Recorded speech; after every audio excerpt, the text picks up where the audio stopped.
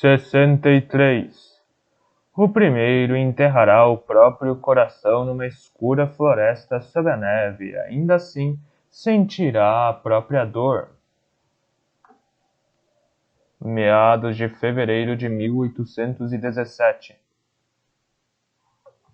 Mais de 28 horas haviam se passado desde que Lascelles deixara a Praça Hanover, e Mr. Norrell estava à beira do desespero. Prometera a Lascelles que esperaria por ele junto com Childermas, mas agora receava que ao chegarem a Heathfield Abbey encontrariam Strange de posse da biblioteca. Como ninguém na casa da Praça Hanover recebeu autorização para se recolher à noite, pela manhã estavam todos cansados e casmurros. Mas por que temos que esperar? Inquiriu Childermas. Em sua opinião, de que ele servirá quando Strange chegar?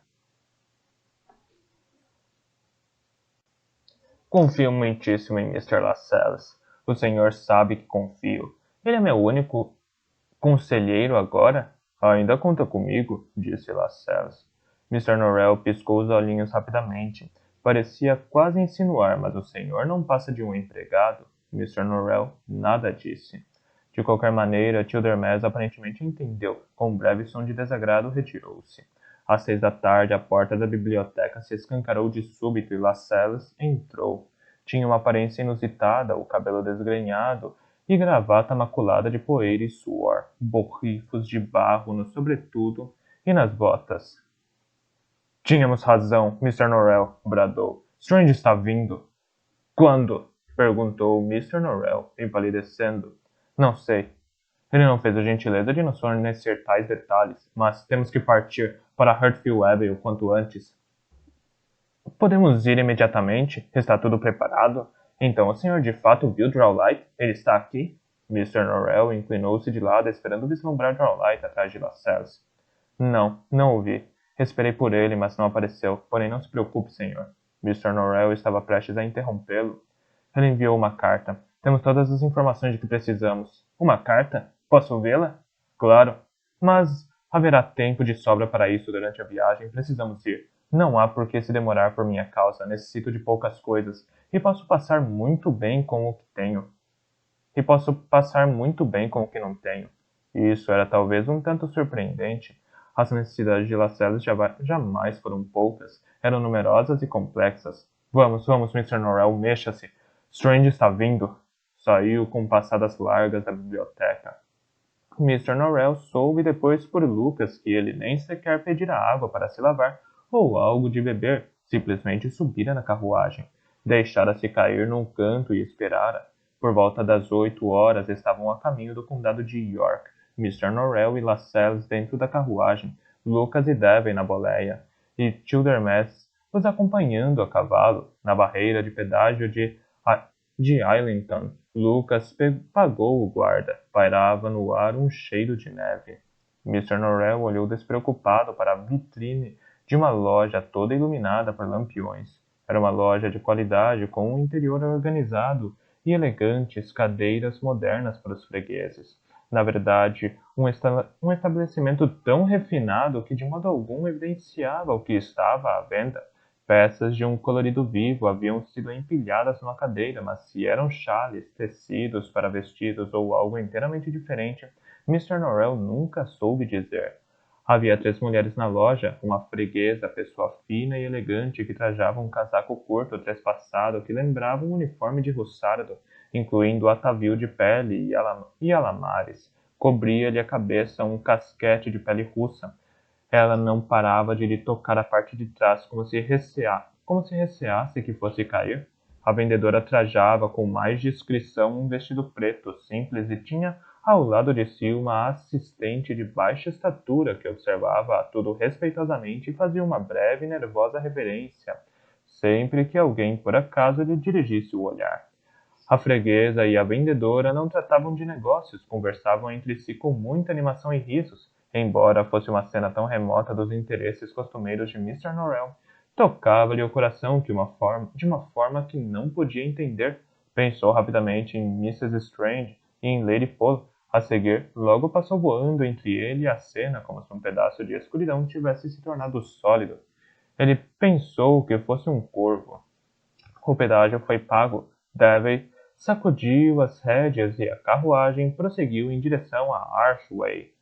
A neve começou a cair. Um vento que misturava chuva e neve fustigava as laterais da carruagem, fazendo-a balançar de um lado para o outro. Penetrava cada fresta e rachadura, enregelando ombros, nariz e pés. Mr. Norrell não se sentiu mais confortável ante a curiosa disposição de ânimo com que Lascelles aparentava estar. Mostrava-se requieto, quase exaltado, embora Mr. Norrell não soubesse por quê. Quando o vento uivava, ele ria, como se desconfiasse que tentava assustá-lo e desejasse mostrar que era um equívoco. Ao perceber que Mr. Norrell o observava, disse: Ande refletindo. Isso não é nada.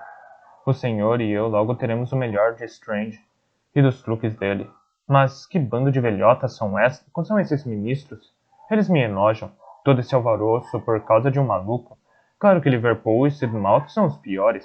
Durante anos não ousaram pôr a cara para fora da porta da frente com medo de Bonaparte. E agora Strange os deixa horrorizados apenas por ter enlouquecido. Ah, mas se engana, afirmou Mr. Norrell. Ah, mas se engana, afirmou Mr. Norrell. Com efeito se engana. A ameaça de Strange é imensa. Bonaparte nada era em comparação. Mas o senhor não me contou o que disse Drawlight. Gostaria muitíssimo de ver a carta. Pedirei a Davey que pare em Angel, no Hadley, e então... Mas não está comigo? Deixei em casa? Ah, mas... Lascelles riu. Mr. Norrell, não se preocupe. Não lhe falei que não tem importância? Lembro-me dela com exatidão. E o que diz? Que Strange está louco e aprisionado na escuridão eterna. O que já sabíamos. E que forma tem a loucura dele? Inquiriu Mr. Norrell. Uma pausa breve. Fala disparates, principalmente, mas já os dizia antes, não? Lascelles riu. Percebendo a expressão de Mr. Norrell, prosseguiu com mais moderação. Fala de árvores, de pedras, de Jonas Glass e... olhou em volta em busca de inspiração. De carruagens invisíveis. E sim, isso irá diverti-lo. Ele roubou dedos de mãos de várias jovens venezianas, roubou sem obstáculos, e os guarda em caixinhas. Dedos! Exclamou Mr. Norrell, abalado. Isso parecia sugerir ligações desagradáveis com ele. Ponderou por um instante, mas não chegou a nenhuma conclusão. Rowlight descreveu a escuridão? Disse algo que nos ajude a entendê-la? Não. Ele viu Strange, que lhe pediu que transmitisse uma mensagem ao senhor. Diz que está vindo. Esta é a essência da carta. Silenciaram. Mr. Norrell começou a cochilar, sem pretendê-lo, e várias vezes nos sonhos ouviu Lascelles murmurar para ele na escuridão. À meia-noite, trocaram os cavalos na estalagem Haycock, em Wandsford. Lascelles e Mr. Norrell aguardaram no salão público, um recinto vasto, simples, com paredes forradas de painéis de madeira, chão areado e duas lareiras enormes. A porta se abriu e Childermas entrou. Foi diretamente até Lascelles e dirigiu-se a ele com estas palavras. Lucas disse que existe uma carta de Drawlight contendo o que viu em Veneza. Lascelles virou a cabeça de leve, mas sem olhar para Childermas. Posso vê-la? Perguntou Childermas. Deixei em casa, na rua Brutton, respondeu Lascelles. Childermas pareceu um tanto surpreso. Pois bem, disse. Lucas poderá ir buscá-la.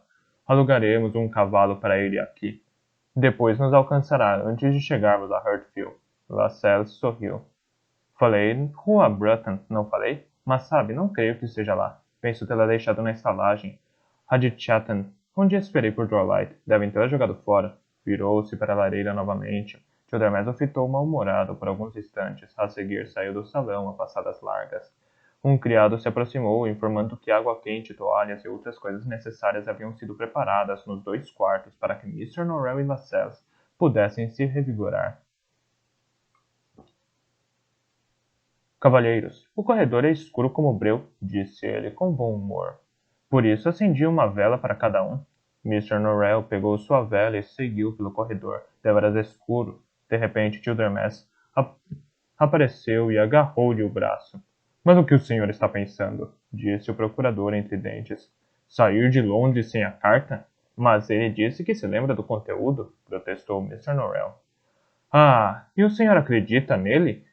Mr. Norrell não respondeu, entrou no quarto que lhe fora preparado. Lavou as mãos e o rosto e, ao fazê-lo, viu de relance no espelho a cama atrás dele. Era pesada, antiquada e, como quase sempre ocorre nas estalagens, grande demais para o quarto. 4 colunas de mogno entalhadas, um dossel escuro, alto e punhados de penas pretas de avestruz em cada canto, tudo lhe conferia um aspecto fúnebre. Era como se alguém o tivesse levado para dentro do quarto e mostrado seu próprio túmulo. Uma sensação estranha se apossou dele, a mesma que tivera no portão do pedágio. Ao observar as 3 mulheres, a sensação de que algo chegava ao fim e de que todas as escolhas já haviam sido feitas. Ele pegara uma estrada na juventude, mas ela não o levara aonde ele imaginara. Estava a caminho de casa, mas sua casa se tornara algo monstruoso. Na penumbra, de pé ao lado da cama negra, lembrou-se do motivo por que sempre tivera medo da escuridão, quando menino. A escuridão pertencia a Jonas Glass. Para todo sempre, peço, lembre-se de mim, sobre as charnecas, sobre as estrelas, na companhia indomável do rei. Saiu correndo do quarto, de volta ao calor e às luzes do salão público. Pouco depois das 6 da manhã surgiu uma alvorada cinzenta que de forma alguma era uma alvorada. Uma neve branca caía de um céu cinzento sobre um mundo branco e cinzento. Davey se achava tão completamente coberto de neve que se podia imaginar que alguém encomendara um boneco de cera dele e o molde de gesso estava sendo preparado. Durante o dia inteiro, uma sucessão de cavalos de posta se esforçou para puxar a carruagem em meio à neve e ao vento. Também uma sucessão de estalagens forneceu não apenas bebidas quentes, como um breve intervalo longe da intempérie. Davey e Childermask, como cocheiro e cavaleiro, eram, sem dúvida, os mais exaustos do grupo. Tiravam pouco proveito dessas paradas. Em geral, permaneciam nos estábulos, discutindo com o estalajadeiro sobre os cavalos. Em Grantham, o estalajadeiro enfureceu Childermask ao propor-lhes alugar um cavalo cego. Childermask jurou não o aceitar. O estalajadeiro, por seu turno, jurou que era o melhor cavalo que possuía. Como havia pouca escolha, acabaram por alugá-lo. Davey disse mais tarde que era um animal excelente, trabalhador e ainda mais obediente às suas instruções, uma vez que de outra forma não tinha como saber para onde ir ou o que fazer. O próprio Davey precisou resistir até chegarem à estalagem Newcastle Arms.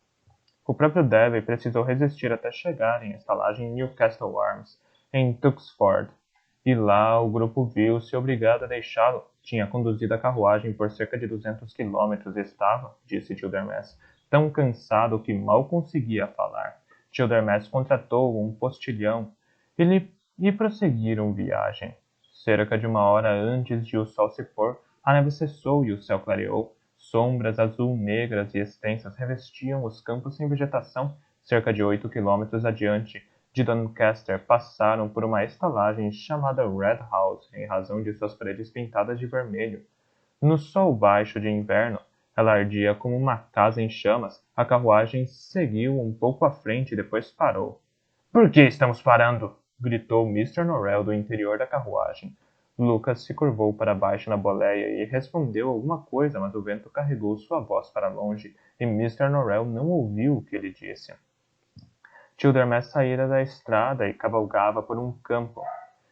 O campo estava repleto de corvos. Ao passar, alçaram voo, emitindo fortes grasnidos. Na outra extremidade do terreno havia uma antiga cerca-viva com uma abertura e 2 azevinhos elevados, um de cada lado. A abertura conduzia a outra estrada, ou azinhaga, confinada por cercas vivas. Childermask deteve-se por lá e olhou primeiro para um lado, depois para o outro. Hesitou.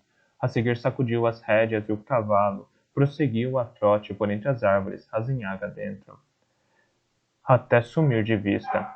"Ele entrou na estrada encantada?" exclamou Mr. Norrell, assustado. Fez Lascelles. "Foi isso, é?" "Sim, de fato", respondeu Mr. Norrell.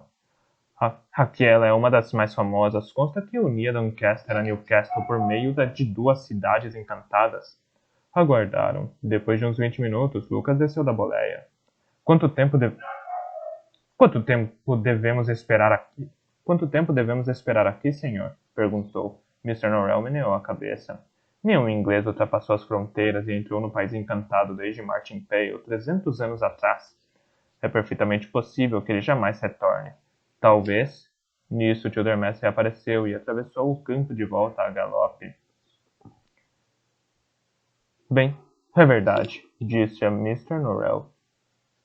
Os caminhos para o reino encantado se abriram novamente. O que viu? Perguntou Mr. Norrell. A estrada se estende um pouco adiante e depois leva a um arvoredo de espinheiros. Na entrada do arvoredo há uma estátua de uma mulher com as mãos estendidas. Numa das mãos, ela segura um olho de pedra. Na outra, um coração de pedra. Quanto ao arvoredo, Childermas fez um gesto, talvez expressivo de sua incapacidade de descrever o que vira. Ou talvez de sua impotência diante da cena. Cadáveres pendem de cada árvore. Alguns podem ter morrido tão recentemente como ontem. Outros não passam de esqueletos antigos com armaduras enferrujadas. Deparei com uma torre alta construída de pedras devastadas. As paredes estão perfuradas por algumas janelas pequenas. Numa delas havia uma luz e a sombra de alguém que olhava para fora. Na parte inferior da torre havia uma clareira cortada por um córrego. Um jovem estava sentado lá, parecia pálido e doentio, com os olhos cadavéricos, e usava um uniforme britânico. Disse-me ser o defensor do castelo do olho e do coração arrancados. Prometera proteger a dama do castelo e desafiar quem quer que se aproximasse com o propósito de magoá-la ou insultá-la. Perguntei-lhe se havia matado os homens que vi. Ele respondeu que matou alguns deles e os pendurou nos espinheiros, como fazia seu antecessor. Perguntei-lhe de que forma a dama pretendia recompensá-lo pelo serviço. Ele respondeu que não sabia, nunca a vira nem falara com ela. Ela permanecia no castelo do olho do coração.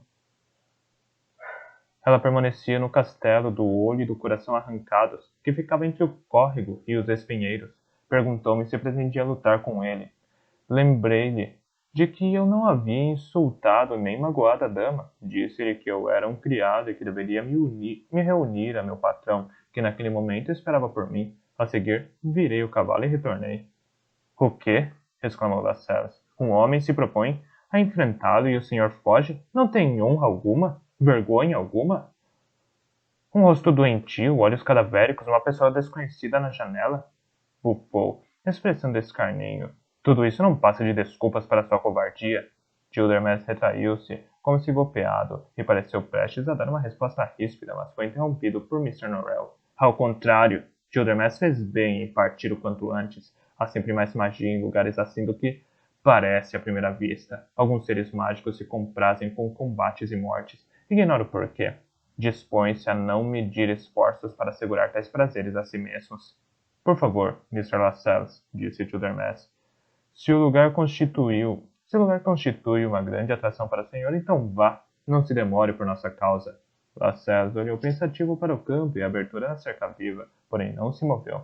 O senhor, ao que tudo indica, não aprecia corvos, não é? O senhor, ao que tudo indica, não aprecia corvos, não é? Disse Childermas, num tom serenamente zombeteiro. Ninguém gosta deles, afirmou Mr. Norrell. Por que estão aqui? O que significam? Childermas encolheu os ombros. Alguns creem que eles fazem parte da escuridão que envolve Strange, a qual, por algum motivo, ele materializou e enviou de volta à Inglaterra. Outros acham que pressagiam o retorno de Jonas Glass. Jonas Glass, claro, disse Lascelles, o primeiro e o último refúgio das mentes vulgares. Toda vez que algo acontece, tem que estar relacionado a Jonas Glass. Mr. Norrell, penso que chegou o momento de outro artigo em Os Amigos decompor esse cavalheiro. O que diremos? Que era um não cristão, um não inglês, demoníaco? Creio ter em algum lugar uma lista de santos e arcebispos que o condenaram. Eu poderia facilmente elaborar isso. Mr. Norrell pareceu constrangido, olhou nervosamente para o postilhão de Tuxford. Se eu fosse o senhor, Mr. Lascelles, disse Childermas com brandura, seria mais cauteloso ao falar. Está no norte agora, nas terras de Jonas Glass. Nossos vilarejos, cidades e abadias foram construídos por ele. Nossas leis foram feitas por ele. Ele reside em nossa mente, em nosso coração, em nossa fala. Se fosse verão, o senhor veria um tapete branco, azulado de flores pequeninas debaixo de cada cerca viva. Nós a chamamos de vinténs de John. Quando o tempo se mostra obstinado e temos calor no inverno, ou chove no verão, as pessoas do interior dizem que Jonas Glass está apaixonado novamente e descuida de seus deveres. 162ª nota. E quando estamos seguros do que afirmamos, isso é tão certo como um seixo no bolso de Jonas Glass. Lascelles riu. Longe de mim, Mr. Childermas, depreciar seus curiosos ditados regionais, mas de certo uma coisa é fazer protestos de louvor à história de alguém, e outra bem diferente é falar em trazer de volta um rei que incluiu o próprio Lúcifer entre seus aliados e suzeranos, não é? Creio que ninguém deseja isso. Quero dizer, à parte uns poucos johanitas e loucos. Mr. Lascelles, sou um inglês do norte, disse Childermas. Nada me traria mais satisfação do que o retorno do meu rei. Foi o que desejei a vida inteira. Era quase meia-noite quando chegaram a Heartfield Abbey. Não havia sinais de Strange. Lascelles foi dormir, mas Mr. Norrell andou pela casa examinando o estado de alguns encantamentos. No dia seguinte, no café da manhã, Lascelles disse: Andei me perguntando se alguma vez existiram duelos mágicos no passado, contendas entre dois mágicos. Esse tipo de coisa? Mr. Norrell suspirou. Difícil saber. Ao que parece, o Ralph Stockley enfrentou 2 ou 3 magos por meio de magia. Um deles, um mago escocês bastante poderoso, o mago de Ethodel. 163ª nota. Catherine de Winchester uma vez foi forçada a enviar um jovem mago para a Granada por meio da magia. Ele vivia importuná-la com propostas inconvenientes de casamento quando tudo o que ela desejava era estudar, e Granada foi o lugar mais distante que lhe ocorreu na época, depois da curiosa história do carvoeiro do reino de Cúmbria. 164ª nota. E esses duelos alguma vez terminaram na morte de um dos magos? O quê? Mr. Norrell fitou horrorizado. Não? Quer dizer, não sei. Penso que não. De certo, mas de certo a magia deve existir, não? Disse Lascelles sorrindo. Se concentrasse sua atenção, creio que ao senhor ocorreria uma meia dúzia de encantamentos que dariam resultado. Seria como um duelo comum com pistolas ou espadas, não haveria nenhuma possibilidade de um processo posterior. Ademais, seria perfeitamente legítimo que os amigos e os criados do vencedor o ajudassem a ocultar o assunto com o maior sigilo possível. Mr. Norrell ficou em silêncio. Depois disse: Isso não ocorrerá. Meu caro Mr. Norrell, disse Lascelles, rindo, que outra coisa poderá ocorrer? Curiosamente, Lascelles nunca fora a Heartfield Abbey no passado, toda vez que Drawlight lá permanecera por um período. Lascelles sempre estivera envolvido com um compromisso anterior, uma estrada numa casa de campo no condado de York era a ideia que Lascelles fazia do purgatório. Na melhor das hipóteses, imaginava Heartfield igual a seu proprietário, empoeirada, antiquada e entregue a silêncios monótonos e prolongados. Na pior das hipóteses, a concebia como uma casa de fazenda castigada pela chuva numa charaneca escura e sombria. Ficou surpreso ao verificar que não era nem uma coisa nem outra. Nada havia de gótico nela. A casa era moderna, elegante e confortável, e os criados estavam longe de ser os peões incultos da sua imaginação. Com efeito, eram os mesmos criados que serviam Mr. Norrell na casa da Praça Hanover. Haviam sido treinados em Londres e estavam bastante familiarizados com todas as preferências de Lascelles. Mas, como toda casa de mago excêntrica, Heartfield Abbey, à primeira vista, muito espaçosa e elegante, parecia ter sido construída de acordo com uma planta tão confusa que era assaz impossível ir de um lado a outro da casa sem se perder. Mais tarde, nessa manhã, Lucas informou Lascelles que de maneira alguma fosse à biblioteca sozinho, mas somente acompanhado por Mr. Norrell ou Childermas. Era, disse Lucas, a primeira norma da casa. Lascelles, como era de se esperar, não tinha intenção de acatar tal proibição, comunicada a ele por um criado. Examinou a parte oriental da casa e encontrou um conjunto costumeiro de saleta de estar de manhã, sala de jantar, sala de estar, mas nenhuma biblioteca. Concluiu que a biblioteca deveria situar-se na parte ocidental, que não conhecia. Dirigiu-se para lá e logo se viu de volta à sala que acabara de deixar, pensando haver tomado a direção errada, tentou novamente. Dessa vez, chegou a uma das pequenas copas onde uma copeira de baixa estatura, suja e resfriada, primeiro limpou o nariz com o dorso da mão e depois usou a mesma mão para lavar as panelas. Não importava que caminho escolhesse,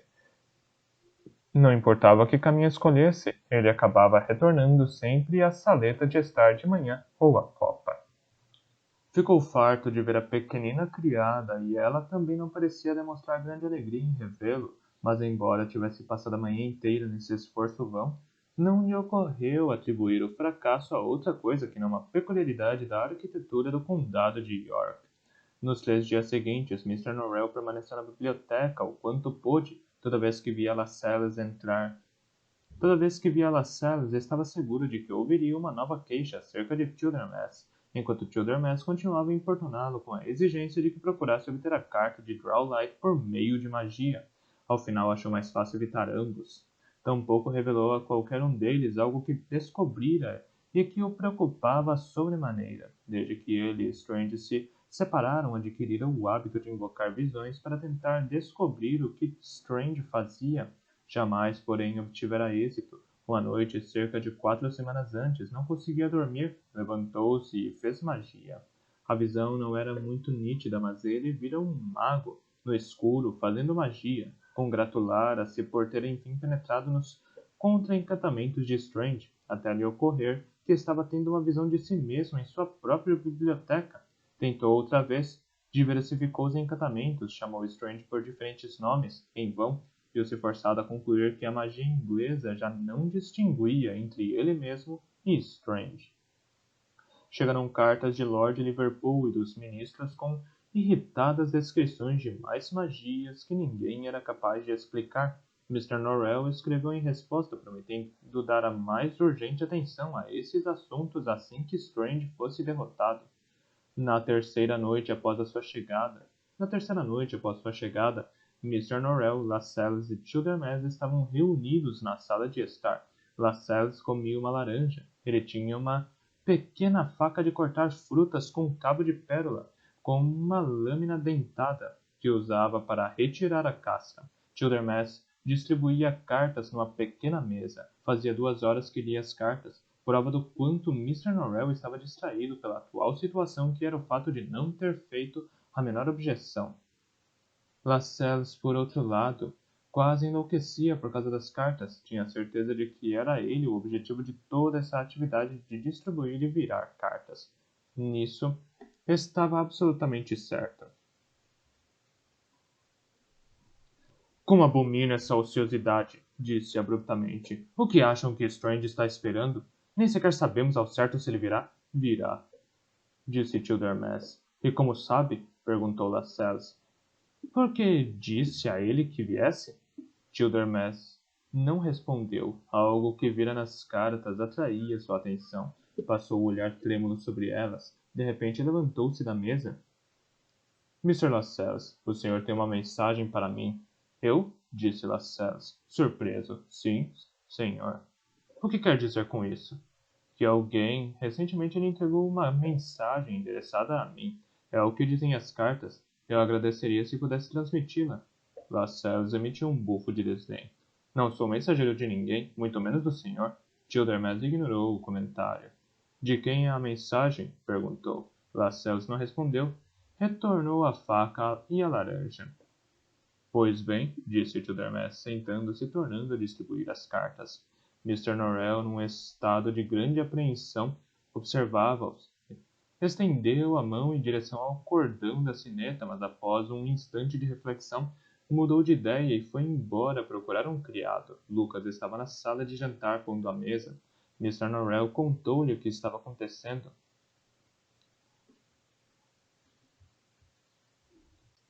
O que se pode fazer para separá-los? Indagou. Talvez percam o controle em breve. Chegou alguma mensagem para Mr. Lascelles? Há alguma coisa que possa exigir a atenção de Childermas? Não pode inventar algo? E o jantar? Pode aprontá-lo logo? Não há nenhuma mensagem, disse Lucas, meneando a cabeça. Mr. Childermas agirá como bem entender, como sempre, e o senhor pediu que o jantar fosse servido às 9h30. Sabe que sim. Gostaria que Mr. Strange estivesse aqui, disse Mr. Norrell desconsolado. Ele saberia o que lhes dizer, saberia o que fazer. Lucas tocou o braço do patrão, como se tentasse animá-lo. Mr. Norrell, estamos tentando impedir que Mr. Strange venha aqui. O senhor se lembra? Mr. Norrell olhou para ele com certa irritação. Sim, sei disso. Ainda assim, Mr. Norrell e Lucas voltaram juntos para a sala de estar. Childermas virava a última carta. Lascelles olhava com grande determinação para um jornal. O que dizem as cartas? Perguntou Mr. Norrell a Childermas. Mr. Norrell fez a pergunta, mas Childermas dirigiu-se a Lascelles.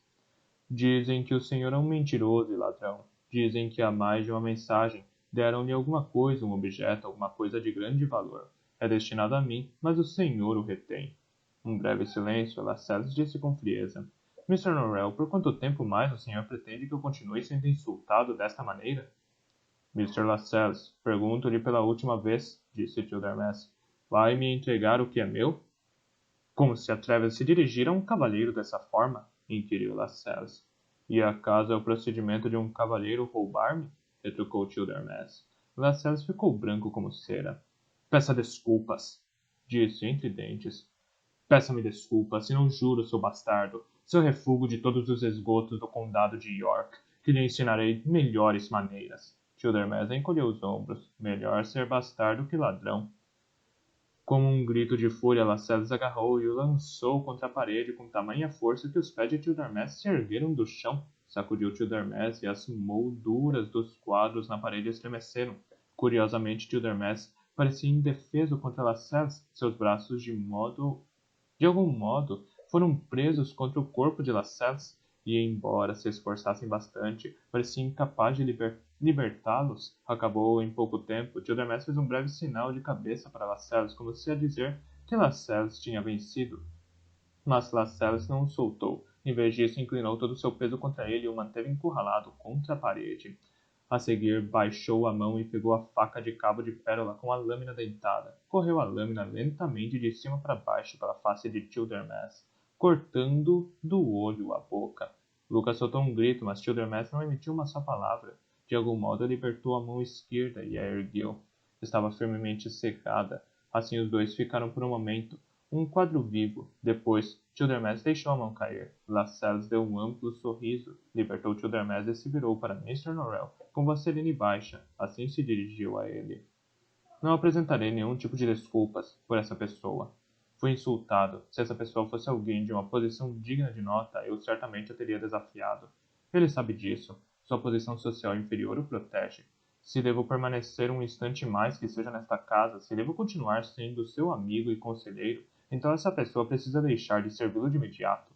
Depois desta noite, nunca mais admitirei ouvir o nome dele pronunciado novamente pelo senhor ou por qualquer um de seus criados sob pena de demissão. Espero, senhor, que isto seja suficientemente claro. Lucas aproveitou a oportunidade para entregar subrepticiamente um lenço a Childermas. Bem, senhor, disse Childermas a Mr. Norrell, enxugando o sangue da face. Qual de nós será? Um longo momento de silêncio. Depois, com voz rouca, bastante diferente da habitual, Mr. Norrell disse: O senhor deve partir. Adeus, Mr. Norrell, disse Childermas fazendo uma mesura. O senhor fez a escolha errada, como de costume. Recolheu as cartas e saiu. Subiu para seu pequeno quarto desguarnecido no sótão e acendeu a vela que estava sobre uma mesa. Na parede havia um espelho trincado e ordinário. Ela examinou seu rosto. O corte era assustador. A gravata e o ombro direito da camisa estavam encharcados de sangue. Limpou a ferida o melhor que pôde. A seguir, lavou e enxugou as mãos. Cuidadosamente tirou algo do bolso do paletó. Era uma caixa da cor da tristeza, mais ou menos do tamanho de uma caixa de rapé, mas um pouco mais comprida. Murmurou a si mesmo. Um homem não pode esquecer seu aprendizado. 165ª nota. Abriu-a. Por alguns instantes olhou pensativamente, coçou a cabeça e a seguir praguejou, porque quase deixou cair o sangue dentro dela. Fechou-a de um golpe e a guardou no bolso. Não demorou para recolher seus pertences.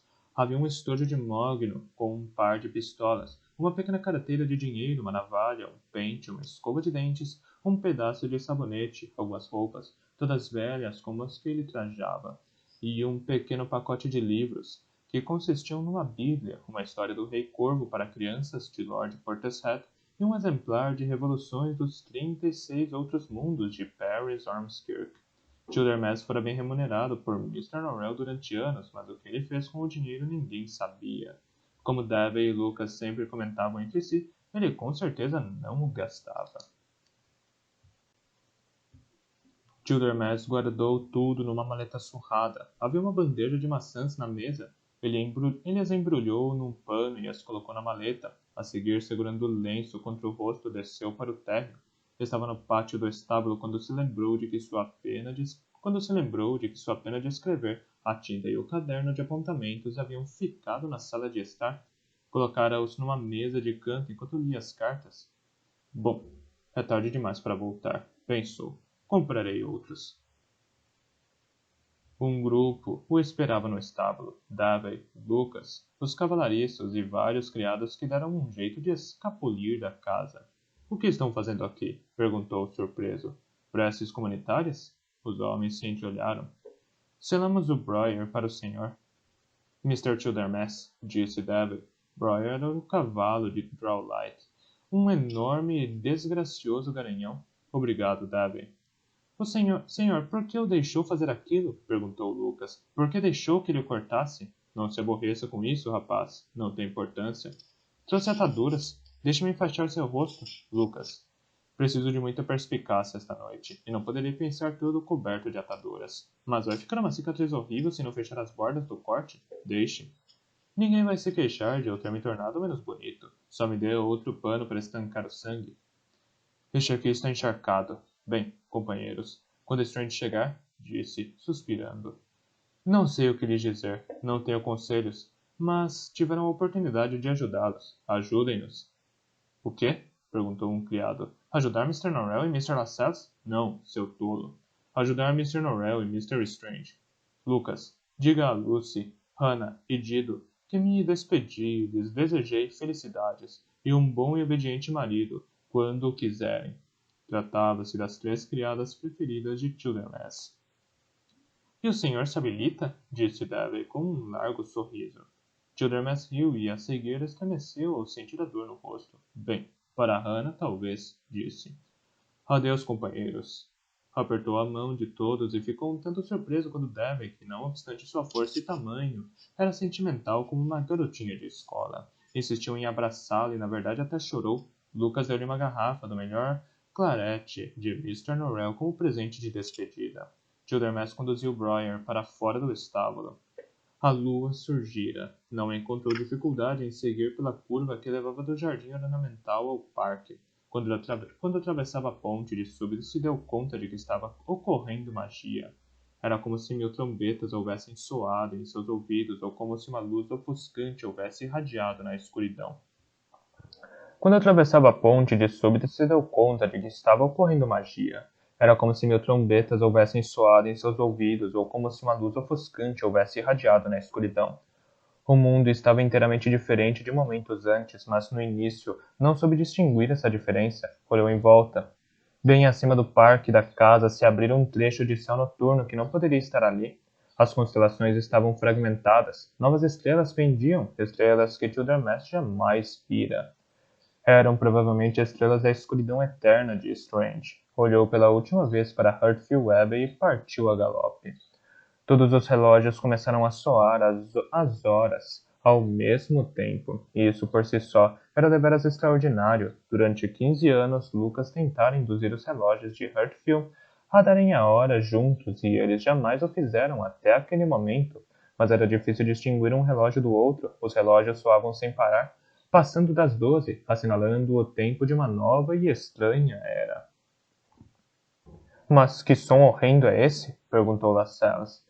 Mr. Norrell se levantou, esfregou as mãos, em seu caso sempre um sinal de grande nervosismo e tensão. Strange está aqui, disse rapidamente. Falou 3 palavras. Os relógios silenciaram. A porta se escancarou. Mr. Norrell e Mr. Lascelles se voltaram, o sobressalto estampado no rosto, na expectativa de verem Strange parado lá. Mas era apenas Lucas e 2 outros criados. Mr. Norrell, começou Lucas. Acho que... Sim, eu sei. Vá até o depósito no pé da escada da cozinha. No baú embaixo da janela encontrará correntes, cadeados e chaves, todos de chumbo. Traga-os aqui, depressa. Eu vou buscar um par de pistolas, afirmou. Lascelles. De nada servirão, disse Mr. Norrell. Ah, o senhor ficaria surpreso de saber quantos problemas um par de pistolas pode resolver. Todos voltaram em 5 minutos. Lucas, com ar relutante e insatisfeito, segurava as correntes e os cadeados. Todos voltaram em 5 minutos. Lucas, com ar relutante e insatisfeito, segurava as correntes e os cadeados. Lascelles segurava as pistolas e lá haviam se juntado mais 4 ou 5 criados. Onde o senhor imagina que ele está? Perguntou Lascelles. Na biblioteca. Onde mais? Respondeu Mr. Norrell. Vamos. Saíram da sala de estar e entraram na sala de jantar. Dali atravessaram um corredor pequeno que continha um aparador de ébano marachetado.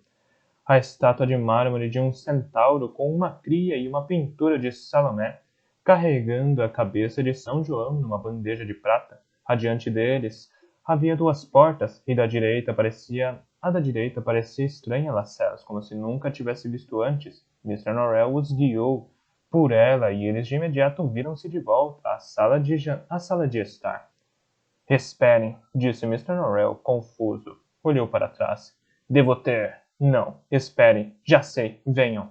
Mais uma vez passaram pela sala de jantar e seguiram pelo corredor. Dessa vez entraram pela porta da esquerda.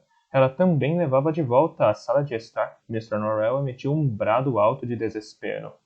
Ele desfez meu labirinto e criou outro contra mim? Antes o senhor não o tivesse ensinado tão bem, comentou Lascelles. Ah, nunca o ensinei a fazer isso. E seja certo de que ele nunca aprendeu com qualquer outro, ou o diabo o ensinou, ou ele aprendeu esta noite mesmo em minha casa. Este é um gênio do meu inimigo. Feche-lhe uma porta e tudo o que acontece é que ele aprende primeiro como abrir a fechadura e depois como construir uma ainda melhor contra o senhor.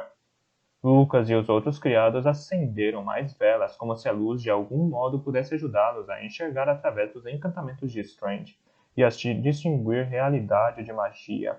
Logo, cada um dos 3 cômodos resplandecia de luz, castiçais e candelabros amontoavam-se em todas as superfícies, mas serviam apenas para confundi-los ainda mais. Iam da sala de jantar para a sala de estar, da sala de estar para o corredor, como raposas num terreno obstruído, disse Lascelles. Mas por mais que tentassem, não conseguiam sair dos 3 cômodos. O tempo passou. Era impossível dizer quanto. Todos os relógios marcavam meia-noite, todas as janelas mostravam a negritude da noite eterna e estrelas desconhecidas. Mr. Norrell parou de andar. Fechou os olhos. Seu rosto estava pesado e cerrado como um punho. Ficou imóvel de todo e apenas os lábios se mexiam de leve. Depois abriu os olhos brevemente e disse: Sigam-me. Tornou a fechar os olhos e andou. Era como se seguisse a planta de uma casa totalmente diferente, que de alguma forma tivesse sido introduzida dentro dele. As mudanças de direção às direitas e às esquerdas criavam um caminho novo que ele jamais percorrera. Após 3 ou 4 minutos abriu os olhos. À sua frente estava o corredor que ele procurara, o de piso lajeado, e em sua extremidade o contorno alto e umbroso da porta da biblioteca. Agora veremos o que ele está fazendo, exclamou. Lucas, prepare as correntes e os cadeados de chumbo. Não existe melhor profilaxia contra a magia do que o chumbo. Prenderemos as mãos dele e isso deterá um pouco. Mr. Lascelles, com que rapidez o senhor crê que possamos enviar uma carta a um dos ministros? Ficando um pouco surpreso por ninguém lhe responder, virou-se para trás. Estava sozinho. De uma certa distância ouviu Lascelles dizer algo. Sua voz débil e fria era inconfundível. Ouviu um dos criados responder e a seguir Lucas, mas pouco a pouco todos os barulhos foram diminuindo. Os sons dos criados a andar de um cômodo para outro sumiram. Fez-se o silêncio.